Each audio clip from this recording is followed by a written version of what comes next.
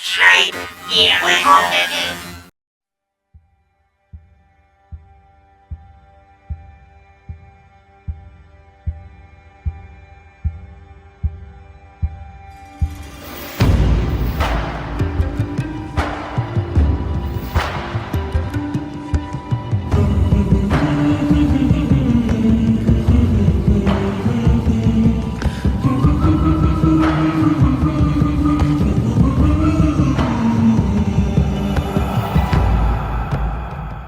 We don't really have a lot of time here. There's a lot to get through in this episode of Pokemon WTF Moments, so I know we'd like a joke or something funny at the start of this, but there really isn't time for it. So Liam, in the future, just edit a fart sound into something. Let's go.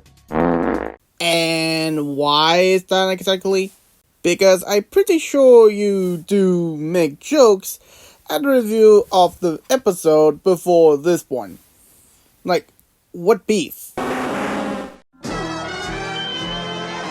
We start this episode with Pikachu dying, apparently. Christ, I know a lot of anime start off quite wholesome but then get quite dark, but Pokemon feels so betrayed. And you know this is Cesium Tsunami when you remember that there are other episodes that does the same thing before this. So it turns out Pikachu is still alive, but he's red in the face and can only say... Just sounds like me when I've stuck my tongue. Not even a single moment has passed since Brock told Ash there's something wrong with Pikachu's voice when Ash asks Pikachu, "What's the matter, Pikachu?" if there's something wrong with its voice, what's one thing it's probably not going to be able to do, Ash? That's right, answer questions, you bellend. Brock says there might be something stuck in Pikachu's throat, and instead of going for like a Heimlich maneuver, you know, something actually useful if someone's choking or got something stuck in their throat, Ash grabs Pikachu by the ankles and shakes him up and down. Ash Ketchum is a dickhead. Pass it on. Lime doesn't understand about kids again, Twitter. I can't be the only one that thinks the narrator sounds way too chill when he says that there isn't a Pokemon Center around for miles. Like he doesn't sound concerned at all, sadistic bastard. While also finding being baloney the way narrators say it sound serious, but I feel it might be something worse the narrator is afraid of. If you see what I mean. They remind a regular human hospital, but it's closed. And was that a thing in the 90s? Surprisingly, back then I'd been too young to remember, but the hospitals actually have closing times. Like I get that obviously visiting hours are limited, but back then did you really have to make sure that you didn't break your arm after 6 o'clock? They're greeted by this handsome-looking doctor fellow who was just about to go to sleep, and oh no, it turns out he's actually a creep and only wants to help because he thinks the 10-year-old Misty is pretty. And this is where Liam should have realized why narrators say like that. Because of this doctor right here. I'm sure some of you out there are going to defend this guy and be like, oh, he just wants to help a kid, he's probably really nice, but that is not the way the voice acting carries it off at all. Yep, it's just like that. The doctor is too busy swooning over a child to notice the very unwell-looking Pikachu. Yep, I'm with Liam on this. Like, of all the things the doctor asked Mitzi to do, this is not okay to do. It's disgusting, it's questionable, and if anyone gonna ask, what are you talking about? Why is everyone talking about doctor behavior for what other reason? then you are a freak who also do that as well. Dr. determines that Pikachu has something stuck in its throat and that its body's electric pressure is low. He tells Brock to hand him the defibrillator, and when Brock asks if it's this thing, he doesn't actually confirm that it is until Brock has wheeled it all the way across the room. Imagine if Brock had wheeled that big massive thing all the way across the room and the doctor had just gone, oh no, not that thing, that other thing over there. While it is bizarre that Brock say this thing while bringing defibrillator to the table is weird, but Liam, are you saying that Brock has no idea what defibrillator look like? And I say that because in the operating room, there's only one defibrillator in the room. The hospital's video phone starts ringing and the doctor chooses to ignore it, and then much like in episode 2, Ash just goes over and answers it himself, which is totally inappropriate. You don't just go to random places and answer the phone when you don't work there, it's just rude. So, did you take a stupid pill or something? Because they want to know what is going on. Because Doctor is being lazy kid. Also, Ash didn't respond to the ring of the phone computer in episode 2. He used the phone to call his mom about the situation Pikachu is in.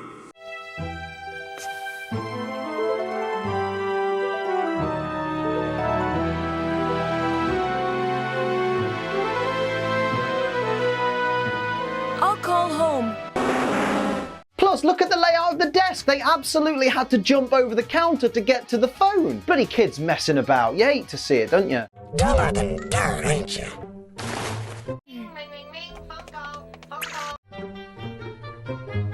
I've seen better sides of beef been run over by a combine. The number of times this doctor has to reiterate that he's off duty really makes me wonder why there's only one doctor in the entire hospital. Do the critically ill just not receive care at night? Tough break, I suppose. Or made parody of how doctors are in real life. Because you know how they don't treat patients with care by not helping them. Nurse Joy informs everybody that there's a medical emergency because a truck carrying Pokemon has been involved in a traffic accident. It's getting a bit dark for a kid's cartoon, isn't it? Then again, this is a show where loads of guns have been pointed at children, and also a father randomly whipped out his nipples in the hopes that his feral son would remember him, so relatively speaking, a car crash is quite tame for Pokemon. Oh, so you're aware that JC and James had guns before.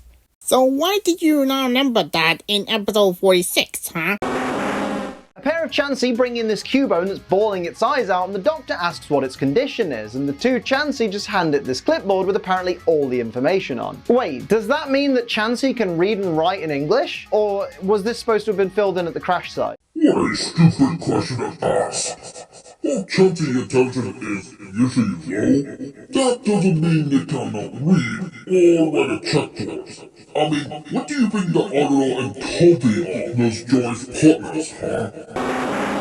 Anyway, the doctor tells them to prep it for a Cubone scan, but this is a regular hospital, so I doubt they have any Cubone-specific equipment. So just a scan then, I suppose. Hang on a minute, why did Ash and Brock get to just put a lab coat over their regular clothes, but Misty had to completely change into a full nurse's outfit? This doctor isn't even trying to hide his fetishes at this point, is he? Ash gets his Bulbasaur to use its vines to hold Cubone on the table, and the doctor says you can't be so violent with the patients, but then also doesn't tell Bulbasaur to stop, so the Cubone is still pinned down. Okay? I can't believe I defend this yank, but he also stayed to Ash to tell Bulbasaur gently with a fine script. Under control! Give up, give up, give up! You can't be so violent with patients. This one's just a youngster. Please be a little gentler. Sorry. Chansey brings over an X-ray of Cubone even though nothing's happened so far apart from Cubone being tied to a table. Nobody even moved behind a radiation shield, so either they all just got a dose of radiation or this is just an entire mess of a scene. If they did use an X-ray and we just didn't see it, why didn't they even give Cubone one of those little lead plates that you're supposed to cover your testicles with? Hope this thing doesn't want to breed in the future. Misty picks up Cubone to go and take it to have its fractures superglued, but then nuzzles her head against it. How awful must that feel though? Its head is literally encased in a skull made of bone. That can't be nice to rub your face against. What in the world are you talking about? Are you saying that Cubone's skull is spiky at the front like Neil Reynolds does? Because it doesn't.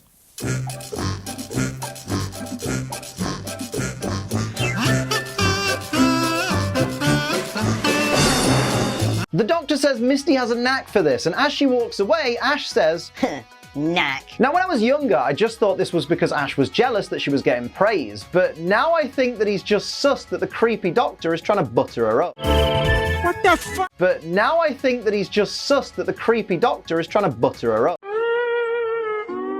This isn't what I wanted. Jessie is begging for someone to get rid of this Raticate that's trying to bite her Arbok, and James kind of shoos the Raticate away but says, Arbok, beat it, Amscray. James, mate, why are you telling Arbok to leave? Raticate's the problem here.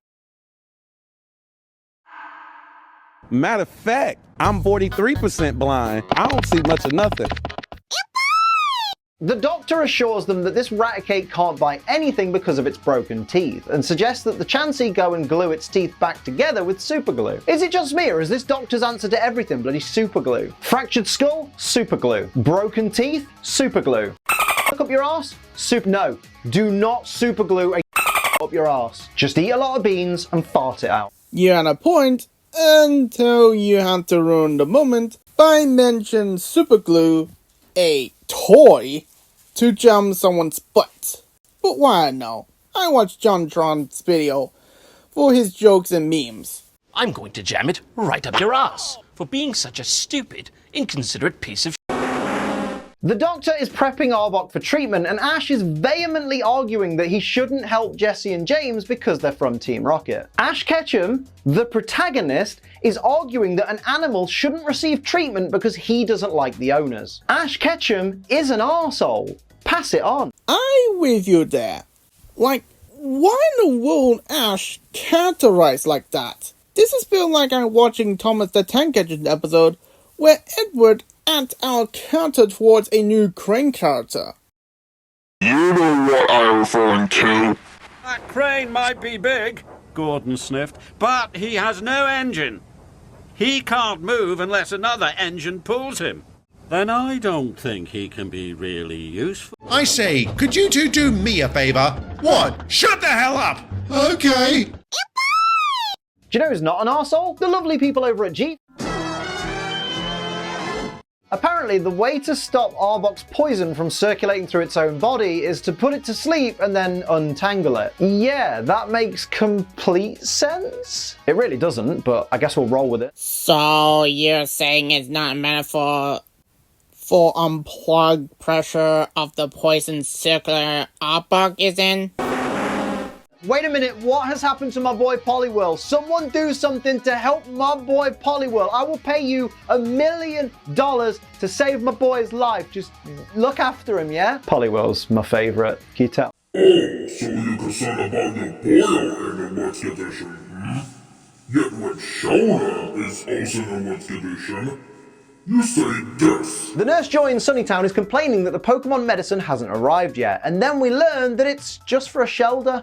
A single Shelder. Well, that's no biggie. Let it die if you have to. There's loads of them. Well, actually, Liam, I think you're being very cruel. If this was your Pokemon, you wouldn't be saying that. You wouldn't be saying let it die at all if this was yours. But I live in the real world. I can't own a Pokemon. You are sick, you rat.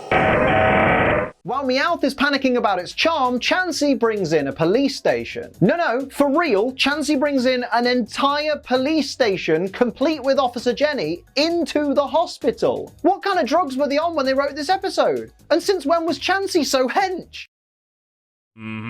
Sure. I am so glad you stay true to your word, you honest, sincere, trustworthy, considerate mother trucker! Chansey then calms down Meowth by slapping the shit out of it. This is the worst bedside manner I've ever seen. How did this Chansey get hired? More super glue being used. In this instance, it's to fix a Pinsir's horn. Mate, I bet W.H. Smith is cashing in big time today. That one didn't age quite so well. Oh look, Jessie has also been forced to change into a full nurse's outfit. Is now the time we should probably report this pervert doctor? Although joke's on him really, because Jessie's Team Rocket uniform has a skirt that is shorter than the nurse's dress, and it shows a bit of midriff. See folks, there is something worse than a pervert. A stupid pervert. You know, for someone who called Doctor out for his creepy fetish, you are the one to talk by mentioning Jessie's skirt is shorter than Nurse Joy's skirt. Proceed? This Dodrio has its necks all tangled up, and the doctor reckons if it doesn't get untangled soon, it could suffocate. Now listen, I'm no doctor of veterinary medicine, but I'm pretty sure if an animal is like at risk of suffocating, it would not be this energetic. The Dodrio then lashes out at the doctor, and the doctor ends up getting injected with a big dose of anesthetic, which he reckons should put him out for about 6 hours. If anything, that's good news. That's 6 hours where there's guaranteed to be no sexual... Got my eye on you though, Brock. I know what you're like. My good eye, not my lazy eye. Dodrio is at risk of suffocating, so what does Ash do? He gets Squirtle to try and drown it. The doctor's been asleep for less than a minute and Ash is already abusing the patients. Are we sure he's the protagonist? Imagine going to the doctor with trouble breathing and he just dunks a bucket of water on your head. Where does Ash get off waterboarding patients? Now he's got Pikachu electrocuting the I think at this point the Dodrio would rather suffocate. Not only that, he goes to try and catch it, but luckily Brock stops him. I'm just saying, Team Rocket haven't even tried to steal a Pokemon today, and Ash is out here playing snatch and run. Losing a lot of respect for him today. Again, I'm with Liam on this.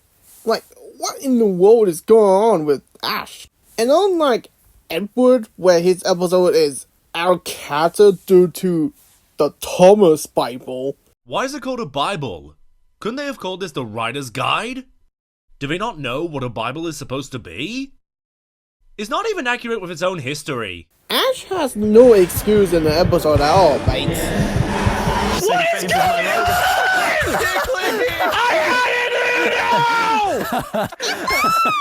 go, back to normality. Team Rocket are trying to steal all the Pokemon. But the question is, when did Team Rocket have time to rig these stretchers with robot arms to trap Ash and Co? Like they arrived worrying and panicking about Arbok, so did they really whip these together in just minutes? Like I'm pretty sure Amazon didn't do same-day delivery back in the 90s. In fact, I think it was still a bookstore back then. Oh wow, James actually explains that they built them whilst Ash and Co were tending to the patients. Fair play, it's nice to have an explanation for a change. Where did James suddenly get this giant syringe? Like I know they're in a hospital, but I've never seen a doctor come at me with one that big. Ha! Come at me with one that big? I'm 32. And at that moment, I am desensitized of these jokes, which I feel like I'd rather watching Team Fortress 2 AI voice videos are more interesting than anything else Liam says.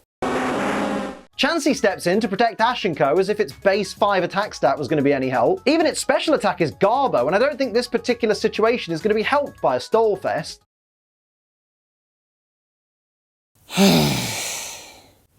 That because Chansey's best stat is not physical attack. Like, Liam, do you think that Chansey is a special attacker? We think Arbok refused to fight Chansey because they remember how it looked after them when they were unwell. But let's be real, it's likely because they know they'll lose, because they're super weak, but also they're slightly a little bit injured as well. But also, this Chansey is probably capable of a level 100 seismic task. So it turns out Dr. Proctor, who's supposed to have been put to sleep for 6 hours, has woken up after like half an hour, or an hour at best. He even says good morning everyone to suggest it's been hours and hours, but I just don't believe it. All that's happened in this supposed expanse of 6 hours is that Dovrio has been attacked by Ash, and that's it. Oh, and apparently he's got Jedi reflexes for no reason. He threatens Team Rocket with an array of scissors, scalpels, and syringes, and I know he's trying to protect the hospital, but I'm pretty sure weaponizing your medical equipment is against the Hippocratic Oath. While Hippocratic Oath is important, but sometimes you have to break that oath to protect patients from evil deeds.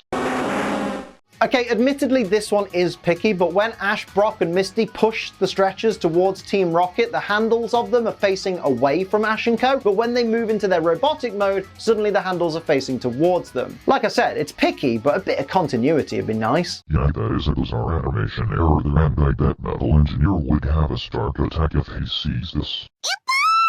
Team Rocket runs so fast that they break a hole in the wall, but when they get on the outside of the hospital, they just run on the spot and don't get any further away. Could've just stopped. They manage to escape with a Voltorb, which explodes and blows them away. When they land, Meowth realizes that he hadn't lost his charm at all, it had just been pushed back into its head, and when he realizes, he rubs it really happily, and I'm not gonna lie, looks really suggestive. And there he is. A grown man who, assuming that Meowth rubbing his gold charm is suggestive. Yeah, man, we get it. You have a small penis and you actually pull no hose. Wow, good for you. Nobody gives a shit. Like, dude, come on. That is a headpiece, not a cockpit.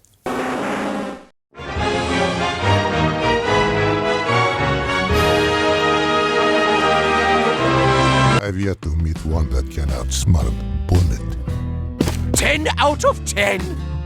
I got a good feeling about this. You are stupid. Well, that's two things that I don't want to hear from this episode. Lazy doctors and freaks. Same thing. Like I cannot believe that both Shotro and 4Kids let this slide and not ban it like they did with Porygon-S. And if you excuse me, I will be calling Beta cool down from this. I think I need one too, because I don't need another controversial episode for a moment. Shadow? Is it a good time to cover Char 5 Pokemon video before Liam's? Why is that? I think it is best you should check what next video. Okay, I don't know why. Are you kidding me?